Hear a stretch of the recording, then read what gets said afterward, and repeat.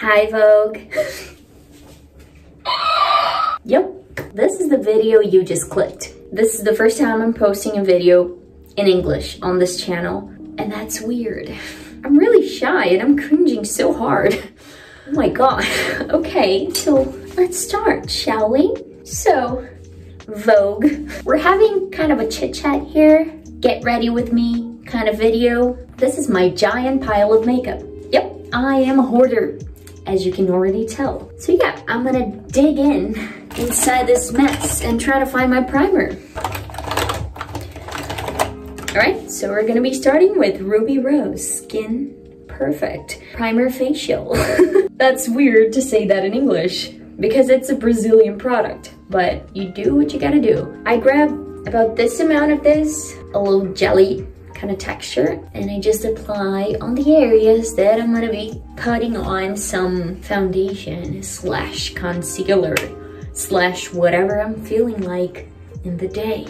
Oh, and by the way, I already did my skincare previously, and let me show you the products that I did today. I washed my face with the Johnson & Johnson's shampoo, and I hydrated my face with two products that I mostly use on my daily basis, which is, first of all, I put just a single drop on my finger of this. This CeraVe cream is bomb. And like just a single teeny tiny drop is more than enough for my whole face and my neck. That's crazy, huh? I hope that lasts quite a long time because it's not cheap. And after that, I go with my handy dandy Nivea cream. This thing has been following me for quite a while. And let me tell you, I've been using this for the past almost 10 years. I mean, not this exact cream here. I've been finishing so many of these. And I know that these are not very cheap as well, but it lasts forever. Like, this is crazy. And every time I run out of these, I get from the source, which is this giant Nivea cream. It has 400 grams. Yep, 400 grams. I bought it off Shopee. Look at this. This is crazy. So every time it runs out, I just come here and I just grab more. Oh, yeah, I know my mouth. I got some on my finger. So yeah, basically, I wash my face with the Johnson & Johnson shampoo. I apply a teeny tiny drop of it, and then I apply a generous amount of the Nivea cream on my whole entire face and my neck, including my lips. And let me tell you, girl, I've been through so many lip balms in my life, and Nivea cream is the best one so far. Especially when I'm about to go to sleep, I just apply a generous amount on my lips. They look stupid at first, but when I wake up the next morning, baby butt lips. Girl. Okay, so we've applied the primer here. Usually my makeup routine is pretty simple, but today I'm gonna try to do some more just for the show, right? Because I'm a fake person. I'm slightly tan today. So I'm gonna be using this Ruby Rose Feels Bem Casado 40. I usually go through this color, which is lighter. You can barely tell the difference in the video, but I guarantee they're different, right? So because I'm a little bit tan, I'm gonna be using this. I never really apply foundation on my whole face. My priorities are dark circles, eyebrows, especially when they're like this. They're growing again, so it's good to cover them up. If I have any sort of redness in my face, I just blend it. So it's not on my whole face and my neck. I don't like doing that, but I know some people do. So that's fine. You do you, girl. And I'm also using this blender from Macrila. It's the microfiber sponge blender, and it's really good because it doesn't absorb much product. And I know mine's a bit crusty, right? It's a little bit nasty, but please bear with me through this. So yeah, if needed, I just go through my mustache, my nose. I keep it pretty simple. Yay. I like some color on my face, and I'm not talking about eyeshadows. I'm talking about lip tint. Yep, you heard it right. I got these two, which is Pitaya and Cranberry from Ruby Rose as well. Today I'm gonna be using the Pitaya one. Pitaya in English is dragon fruit. Fun fact, I actually use my sponge blender, as you can tell, to blend the lip tint. The downside of this is that no matter how hard you wash this, the tint will never come out. But you know what? We just roll with it. I love the lip tint effect. I know some people don't because it might seem like you ran a marathon and you're sweating your lungs out, but you know what? I kind of dig it. And I also put a teeny tiny drop on my nose just to give this little sunburned kind of look. In my opinion, it suits me, I guess, huh? Okay, and before you start asking, of course I apply it on my lips, but first, let's do something extra today because we're talking in English here. I got this lip liner from Ruby Rose as well. Ruby Rose, please, if you want to sponsor me, here I am. Okay, so this lip liner, as you can tell, is pretty old.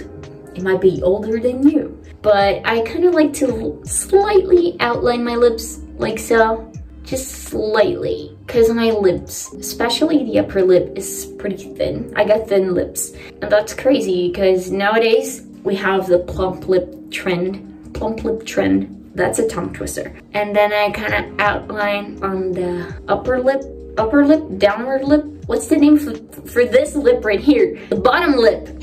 Yeah, girl, like this, just slightly. And then I kind of just smudge my lips together. Like so.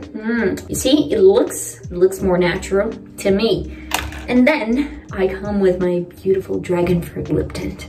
I'm looking over the camera because there's a mirror behind you, okay? I hope you don't get offended that I'm not looking directly into your eyes. I usually line on the outside of my lips because when I start doing this, I know it naturally blends to other parts of my lips. A very common struggle when someone's applying lip tint is that people start in the middle of their mouth, in the middle to almost the inside of their lips. So sometimes, ignore my face here, sometimes the lip tint, when you start blending, it doesn't really go all like over your lips. It just stays in the middle / inside of your mouth, so it kind of looks like you just ate beets.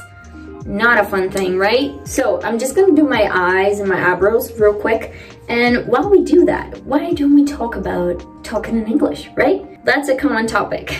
First of all, I'm gonna be contouring my face, and don't get delusional. I did not buy this myself because I don't have the money for it. My husband's cousin, he models, and he got this in some sort of modeling thing that he went, and he didn't use that, so he gave it to me.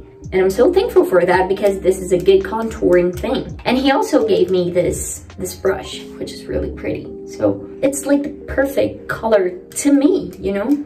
I don't know the name of this. Girl, fun fact. Since I was a kid, I would pretend that I was talking in foreign languages, even though I could barely speak Portuguese, because I was like 4, 5, 6 years old. And I don't know, I always had that desire to talk, especially in English. I would pretend that I was talking in Spanish, but I'm still working on that Spanish. So I would pretend that I was talking in English because I always had this taste for English. I don't know how or why. This is a non-waterproof eyeliner that I got that is really bad, so I use it on my eyebrows just to fill them in a little bit. I do have an eyebrow filler, but when I'm at home, I don't want to kind of waste it, you know? And when I hit like 8, 9 years old, I started watching YouTube videos, which was about the time that YouTube came in, at least in Brazil, I don't know. So I would watch videos in English because, I know, Americans were the actual pioneers in YouTube videos. So what can we do, right? So I'd watch them and I would imitate them the way they talked. That was really crazy. And then when I was about 9, 10 years old, my parents got me in an English school, which was Fisk. And it was so fun to me, to be honest. Even as a kid, I mean, kids, they do not want to study. And let me tell you, I hated studying. But going to my English classes were super fun to me. So I would go there like willingly. And I loved talking in English. And it's a privilege because I then jumped levels. I started in a certain level that was like compatible with my age, but I developed so fast that I went over to classes where there were people that were way older than me. But I'm not saying that to brag about me or my skills, because you know what? I was terrible at school. I had no skills in any other subjects at school besides arts. So it was English and arts. These were my major stuff to be good at. So I'm not saying that to brag. And if you're not good at English, that's okay. Everyone's different, okay? So I'm just telling my story. So yeah, that's how much I enjoyed English at the time. I did the whole thing and I graduated with people that were way older than me.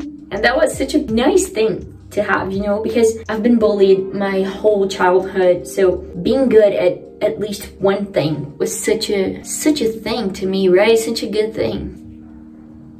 I was really happy about it. While I was in my English school, FISC, I would still watch English videos on YouTube. And that's really nice because it just shows how much I love YouTube, and it's been so many years. I would talk in English alone in my house. I would talk in English with my Barbie dolls. Yeah, I know, you can tease me. I just kept practicing. And let me tell you, I mean, English school is good if you can, like, get yourself in an English course. That would be so amazing for you. But let me tell you, vocabulary-wise, YouTube videos were the thing to me because it helped me learn so many words. And even to this day, like, I still learn new words. So I'm still learning to this day new words in English. So yeah, this is basically my story with the English language. I don't know if it's an interesting story, but yeah, I still talk to myself in English almost every day. I pray in English sometimes, and I always hope that my husband cannot hear me. Can we do some eyeliner? I would like to. I got this really ugly looking one that I got from AliExpress so many years ago, but it's still holding up strong. English is such a part of my life, such a part of my character. I know that sounds cheesy, but English kind of saved my childhood and my teenage years from boredom, from depression, because I got distracted from all the bad stuff that I was going through. Oh my god, that video got kind of sad.